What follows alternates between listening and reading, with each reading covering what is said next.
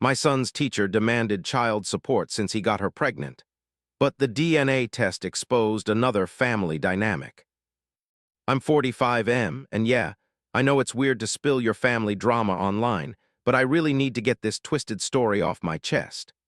I run a few successful restaurants in my city, nothing fancy on a national scale, but enough to say my family is decently well off. I'm not some tech mogul or engineer, just a business guy who found his niche in the food industry after years of hard work. My life was stable for the most part, built on careful planning and dedication. I have a 19-year-old son, Andy, in his first year of college.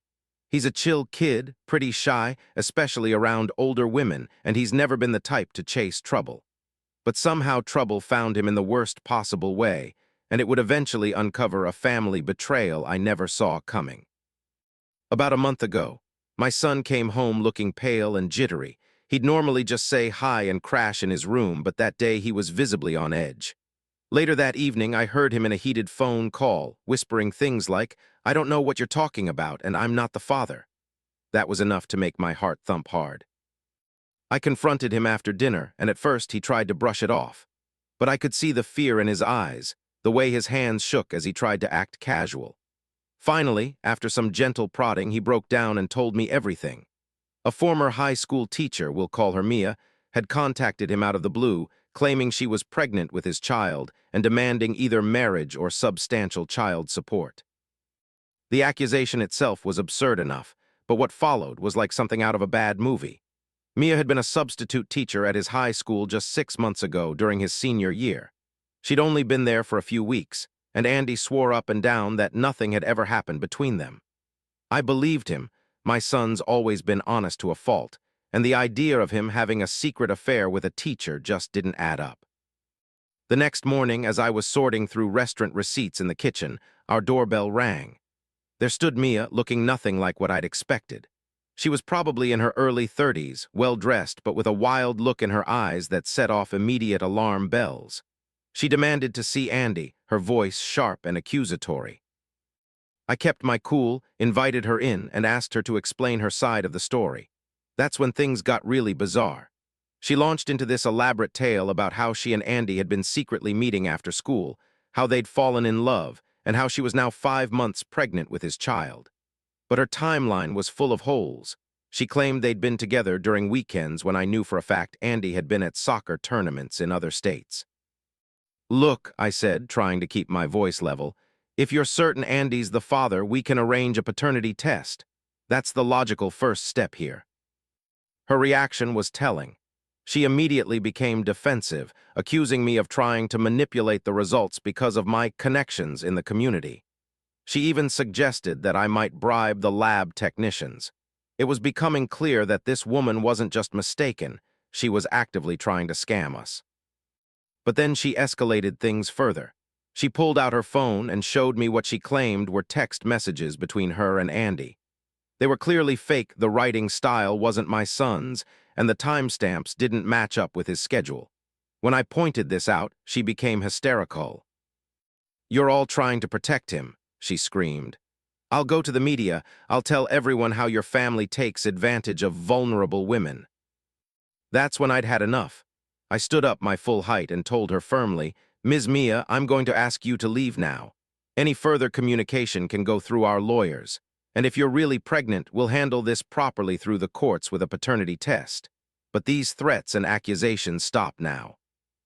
She stormed out, but not before delivering one final threat. "You'll regret this. I know people who can make your life very difficult." Over the next few weeks, the harassment was relentless. She called constantly from different numbers. She sent emails filled with increasingly bizarre demands, one day insisting on marriage, the next demanding large sums of money to make this go away. She even started showing up at my restaurants, trying to cause scenes in front of customers. My wife was ready to confront her directly, but I knew we needed to handle this legally. I contacted our family lawyer, who immediately started building a harassment case. We documented everything, every call, every email, every appearance. We also reached out to Andy's high school and discovered something interesting. Mia's employment records showed she'd only substituted for 3 days total and never in any of Andy's classes. The whole situation was taking a toll on Andy. His grades were slipping, and he'd become withdrawn and anxious. One night, I found him sitting alone in the dark kitchen, looking devastated. "Dad," he said, his voice barely a whisper, "what if people at college find out about this? What if they believe her?" It broke my heart to see my son so worried about his reputation being destroyed by these false accusations.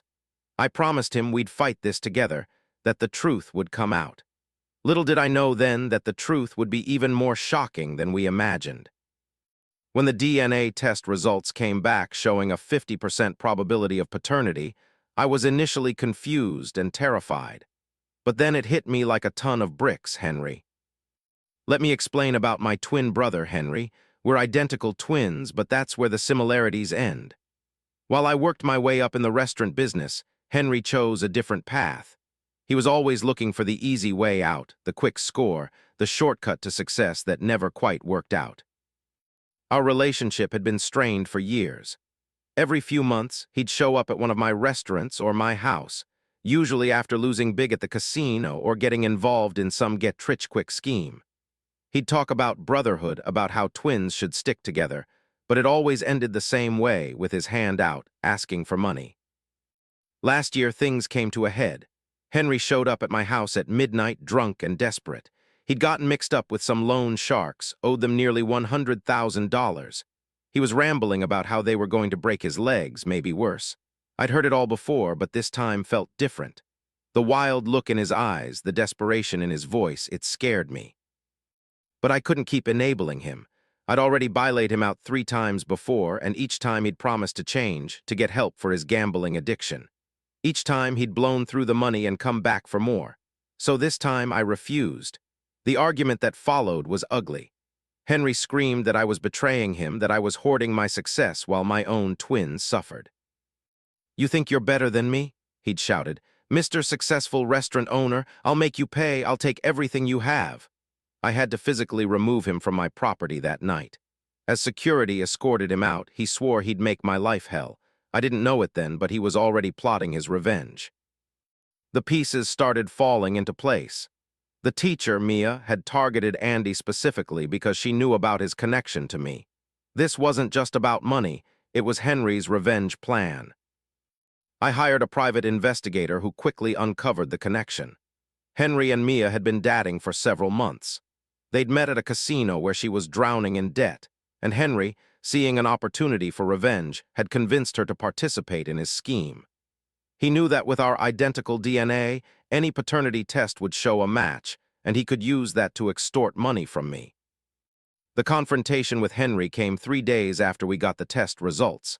I tracked him down to a cheap motel on the outskirts of town. When I burst into his room, he was packing bags, clearly planning to skip town. The sight of him, my mirror image, filled me with a rage I'd never experienced before. "You targeted my son," I said, my voice shaking.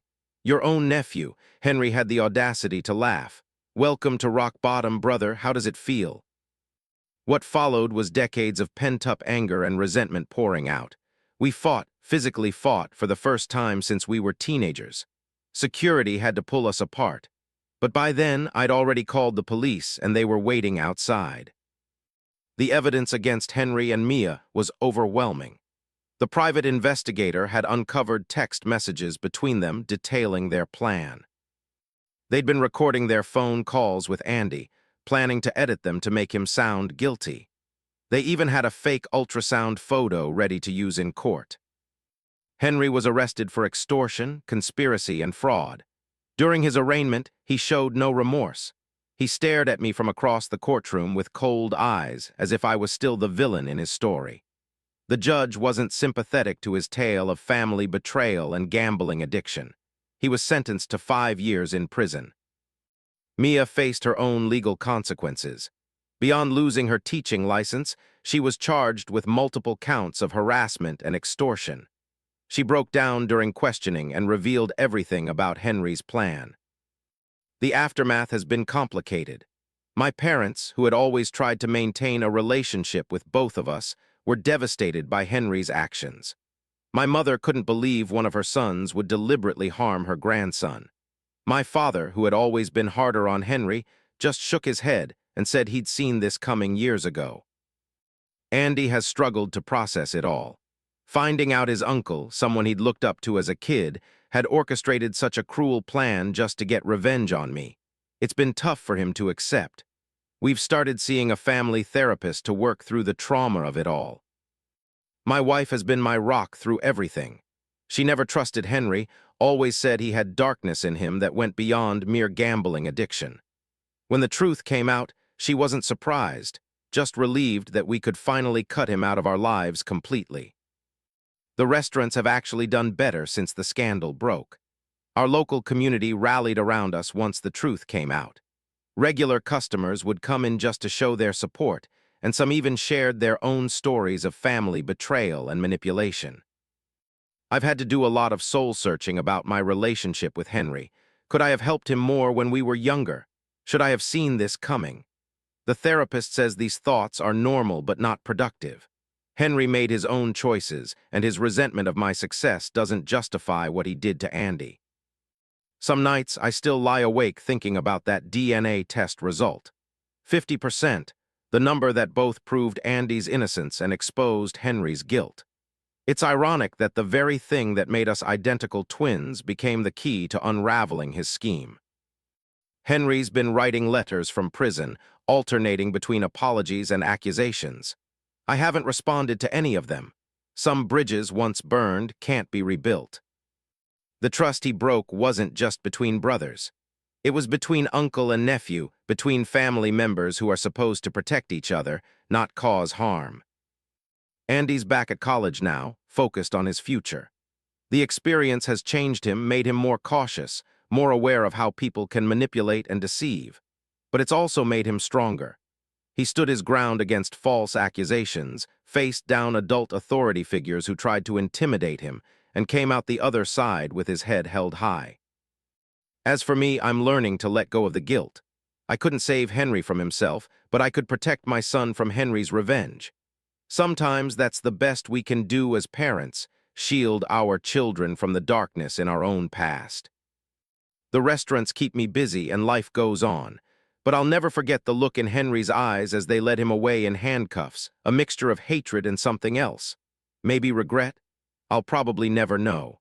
Some questions don't have satisfying answers, especially when it comes to family. We've installed better security systems at all the restaurants in our home. You never know when someone else from Henry's past might try to cause trouble, but we're stronger now, more prepared. And most importantly, we know who we can trust. If there's a lesson in all of this, it's that blood isn't always thicker than water. Sometimes the family we choose, the people who stand by us through the worst moments, are more reliable than the ones we're born with. My son, my wife, our loyal customers and employees, they're my real family now.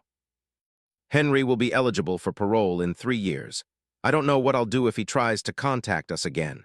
But I do know this, I won't let him hurt my family again, no matter what kind of manipulation or scheme he tries next. Some people never change, and accepting that is part of growing up, even at 45.